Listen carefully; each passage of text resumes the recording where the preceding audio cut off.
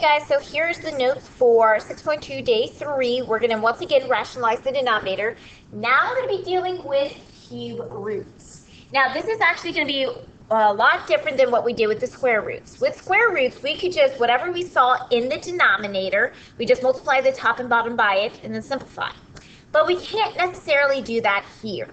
So really, the first step that you need to do is look at your cube root and the number underneath and see if it is a perfect cube. Now, if you don't remember your perfect cubes, let's list those out again. Okay. Remember, all you have to do to figure out your perfect cubes are taking a number and cubing it. So, like if I do 1 to the third power, that gives me 1. 2 to the third power gives me 8. 8 is a perfect cube. 3 to the third power is 27. 4 to the third power is 64. 5 is 125. And 6 to the third power, I think that's really as big as we really need to do, okay? So just know this is how I can get my value. So I just take a number, take it to the third power, and that gives me my perfect cubes. Okay? So we need to pause this video, write it down, make sure you do that. Okay. So as I said here with cube roots, we can't just necessarily multiply the top and bottom by what we see. Instead, the first step we're going to do is see if we can simplify the cube root.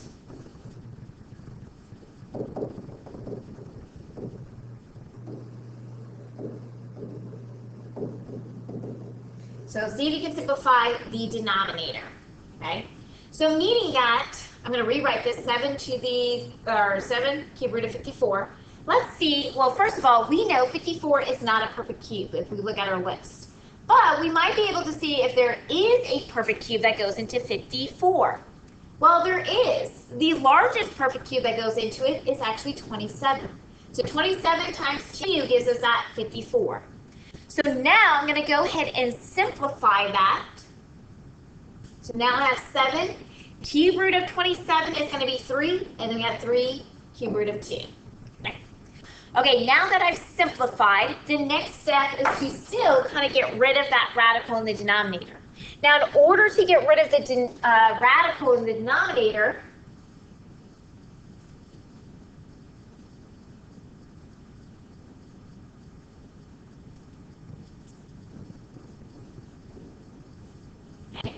what I will need to do is determine, well, what is a perfect cube that 2 can go into? So I am going to multiply the top and bottom by the cube root of something.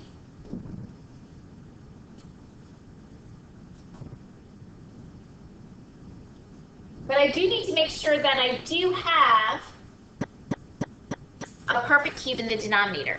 So let's think our number 2, because that's underneath the cube root. And let's go from the smallest to the largest number to see what is the smallest number that 2 can go into. So can 2 go into 1? No.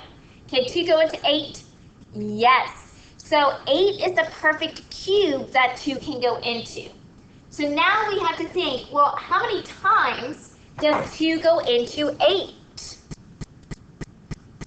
Well, it goes into it 4 times. So I'm going to multiply the top and bottom by 4. So 2 times 4 gives us 8, which that is the perfect cube that we needed. And then in the top, I have 7 times cube root of 4. Now I continue to simplify here. So I guess the next step would be simplify more.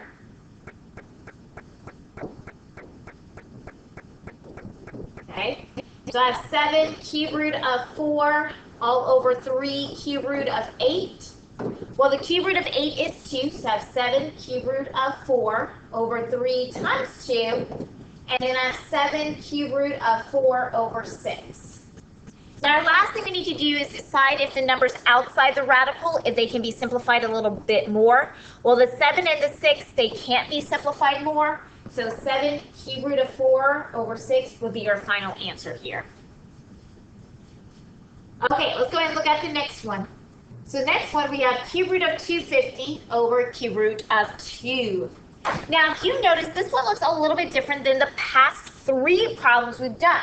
So past the 7, 5, and 6. Notice on 5, 6, and 7, none of them had a radical in the numerator. Number 5, we just had the number 6. The number 6, we had 12. And then number 7, we just had a 7.